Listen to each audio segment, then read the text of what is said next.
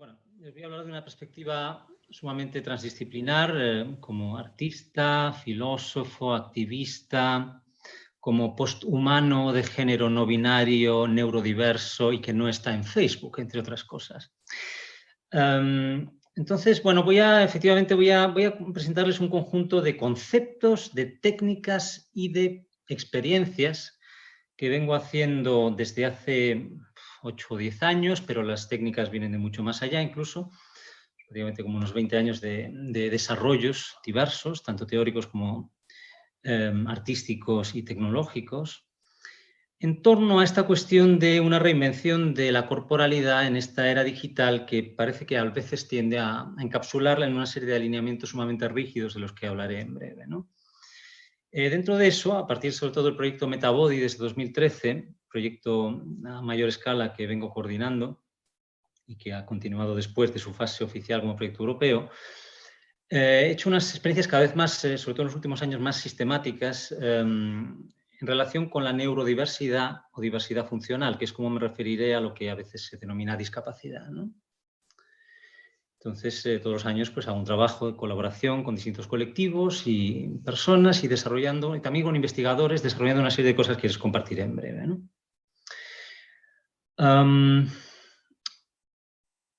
Quizá intentaré resumir primero, ¿no? Un poco los conceptos clave para luego desarrollarlos un poquito.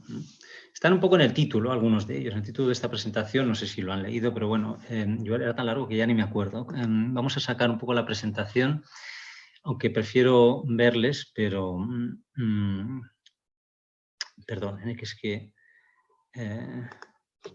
suelo evitar estas videoconferencias, entonces no estoy tan puesto en la tecnología como debería. PDF, compartir. ¿Se ve ya?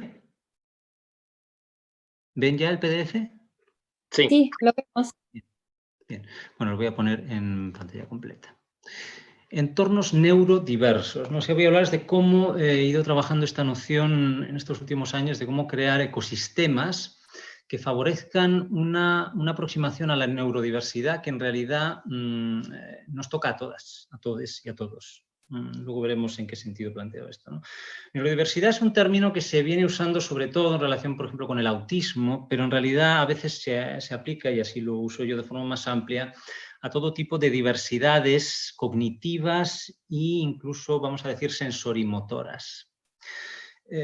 Yo parto mucho, expandiendo y llevando más allá algunas cuestiones que se plantean en las teorías de la cognición encarnada, en toda esta idea de que no hay proceso cerebral que no esté profundamente arraigado en una corporalidad en movimiento en relación con un mundo, y de la manera en que esos movimientos son constitutivas, o sea, digamos que las sinapsis cerebrales surgen en buena medida de esos movimientos que un cuerpo y todo su sistema propioceptivo y muscular, ese del que nos hablaba Federico antes, de que se puede medir con señales bioeléctricas, toda esa activación bioeléctrica que tiene el cuerpo y que yo teorizo de una cierta forma en relación con la propiocepción, que es el sentido de movimiento interno del cuerpo, es en sí mismo un campo de inmensa complejidad, un campo fluctuante y en gran medida autoorganizado, porque hay muchos fenómenos de la propiocepción que no están, que desde luego no pasan por la decisión consciente de un sujeto, y en muchos casos ni siquiera por el cerebro, hay cantidad de redes neuronales diseminadas por el cuerpo. El cuerpo tiene una especie de potencia autoorganizada de movimiento, que es la que a mí me interesa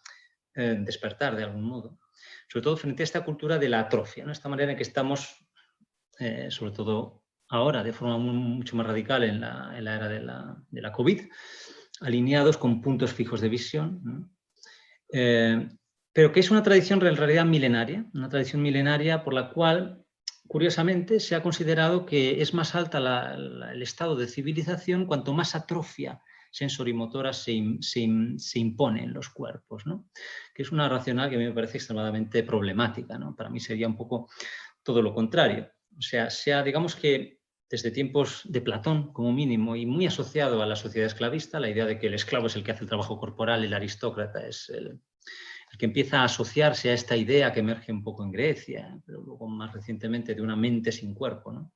Este dualismo cartesiano de la mente y el cuerpo, ¿no? Eso surge justamente a base de alinear a los cuerpos en puntos fijos de visión. Esto surge realmente con el Renacimiento, ¿no? Voy a ir saltándome por mis diapositivas porque en realidad son como más una matriz de la que tomar algunas ideas. Esto que veis, este grabado de Durero que muestro siempre en mis charlas, muestra el punto fijo de visión.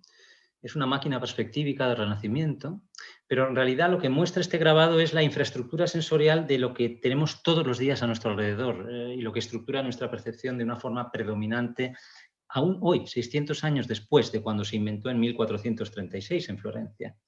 Esta idea de alinearnos continuamente con puntos fijos de visión pienso que puede ser quizá bastante asimilable, ¿no? Si pensáis en cómo funciona vuestra experiencia cotidiana, estando continuamente alineadas con pantallas y puntos fijos de visión ubicuos, con la gran diferencia de que desde el surgimiento de la cibernética y sobre todo desde la revolución del Big Data con el cambio de milenio, esta cuadrícula que en el grabado de Durero se ve que es fija, ¿no? Una cuadrícula de medición fija, se ha convertido en sistemas planetarios de computación, con algoritmos de una opacidad ontológica, o sea, de un dinamismo intrínseco y de una complejidad totalmente inaccesibles para la comprensión humana, de modo que cada vez más aspectos de la vida se gestionan íntegramente a través de los algoritmos autónomos de las redes Big Data que están constantemente extrayendo perfilados, opacos, cambiantes, dinámicos y totalmente inaccesibles para nosotros a partir de nuestros comportamientos. Estas son las redes globales de billones de sensores con las que estamos entrelazadas, como si estuviéramos realmente agregándonos en un superorganismo cibernético de escala planetaria, igual que las células se agregaron en procesos de miles de millones de años en organismos como el nuestro, ¿no? Las bacterias, ¿no? Toda la evolución es prácticamente una cuestión bacteriana, luego volvemos a esto porque está muy ligado a esa capacidad emergente de la propiocepción.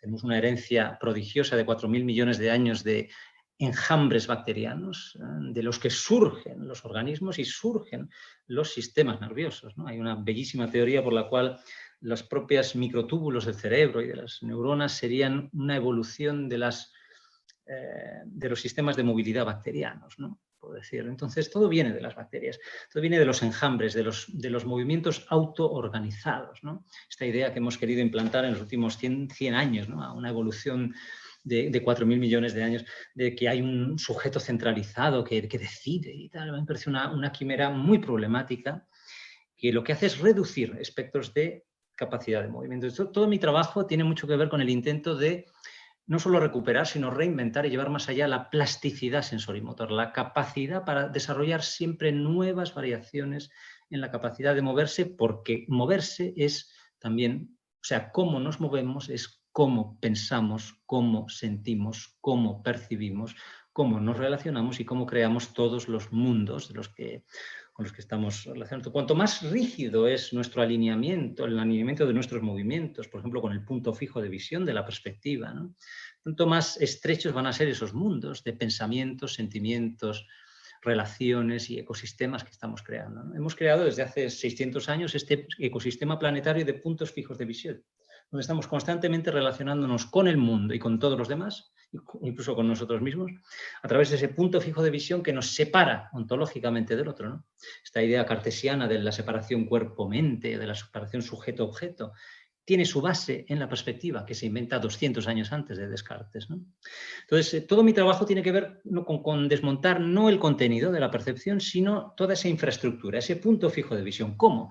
Pues en realidad, desde que uno empieza a investigar el tema, no es tan difícil, en el sentido de que la anomalía cósmica, por así decirlo, es ese punto fijo de visión, que es una auténtica aberración. Es la más radical negación que se ha querido hacer del movimiento y de la integración, de la plasticidad, de la integración multisensorial y propioceptiva, que es la base de toda experiencia. Solo agarrar un vaso, tocar cualquier experiencia corpórea que tenemos, abrazar a alguien, es una complejidad multisensorial, pero que se integra a través de la matriz propioceptiva en nuestra capacidad de moverse, ¿no? Como algo abierto, siempre no determinado, no del todo determinado, por lo menos, ¿no? Entonces, ese punto fijo de visión que domina todavía nuestras vidas después de 600 años ha sido un intento terrorífico de reducir el movimiento, por no decir eliminarlo, ¿qué movimientos nos quedan aquí en este grabado y en nuestra vida cotidiana haciendo clic? Pues los pequeños movimientos, la kinestesia, protección de los dedos y de los ojos, ¿no? Obviamente siempre hay más cosas, es inevitable, ¿no? Pero es poco menos que han devenido irrelevantes, ¿no? Yo llego a proponer, en todo este conjunto de conceptos que voy a exponeros hoy, que la verdadera discapacidad cultural es haber asumido esa condición de atrofia sensorimotora, propioceptiva y de integración multisensorial, ¿no? Es ese modelo lineal de moverse siempre en función de objetos que están separados de nosotros, en líneas causales, como si el movimiento fuese una línea causal, luego veréis que yo tengo otra propuesta. Es esa la manera de moverse en el mundo que se identifica con una condición neurotípica. Neurotípico se dice, por oposición a neurodiverso, de las personas que digamos que podemos movernos más o menos,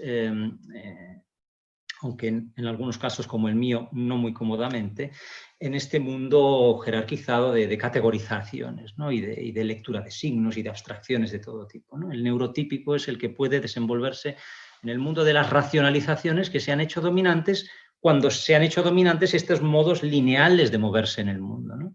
Lo que yo voy a proponeros es que si creamos ecosistemas que no te exigen continuamente estar asumiendo esos puntos fijos de visión, esas maneras lineales de orientarte con el mundo, y que tengan unas maneras menos deterministas y menos determinadas de orientar al cuerpo y de separar, o sea, que separen menos, que orienten menos, que permitan que vuelva a aflorar de formas nuevas la plasticidad de la integración multisensorial y de la propiocepción. Eso es lo que me interesa. Entonces, toda experiencia implica siempre una manera cambiante de integración multisensorial. Como os decía, cualquier objeto que agarres, un vaso, ¿no? Una botella, bueno, siempre en las conferencias siempre hay vasos, entonces suelo dar ese ejemplo, ¿no? Ahora no tengo ninguno. Pero solo eso ya cada experiencia es un modo de integración multisensorial distinto, ¿no? De tacto, propiocepción, presión muscular, tensión muscular, sensación de postura, de distancia, de temporalidad, olfato, en fin, y siempre cambiante, siempre en movimiento, es siempre una variación. Lo que lo integra todo, a mi juicio, como sentido primordial, y aquí es donde quiero invertir radicalmente esta historia que nos ha venido dada por la perspectiva de que el sentido preponderante debe ser la visión y más aún la visión fija, ¿no? O sea, esa jerarquía radical de una visión totalmente dominante y además una visión fija. Me parece un verdadero crimen cósmico, así de claro lo digo. Entonces, frente a ese crimen cósmico de haber intentado eliminar el movimiento y la integración multisensorial, no. Siempre en cada experiencia hay en realidad una compleja integración, ¿no? Yo podría dedicar charlas enteras solo a explicar, ahora resumiré en 2 minutos si puedo, la manera en que estoy intentando reconceptualizar la propiocepción, que para mí es el sentido más importante, pero también es el que integra a todos los demás.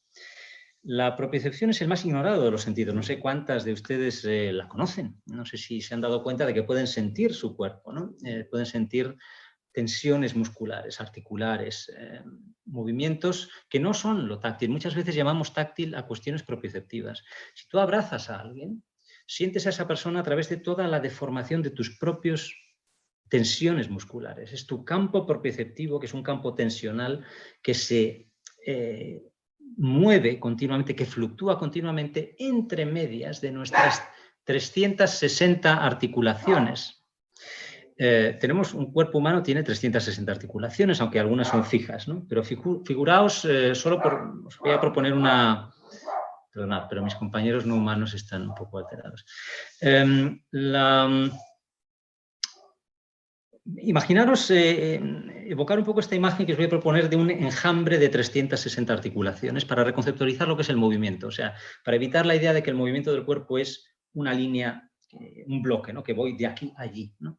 La libertad de movimiento se suele decir que es poder ir de aquí a allí, ¿no?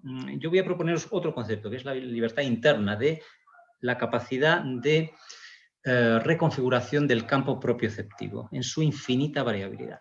Imaginaros por un momento esta idea de que el cuerpo es un enjambre de 360 articulaciones, como si cada una de ellas fuese como un pájaro de una bandada, ¿no? Una bandada, un enjambre.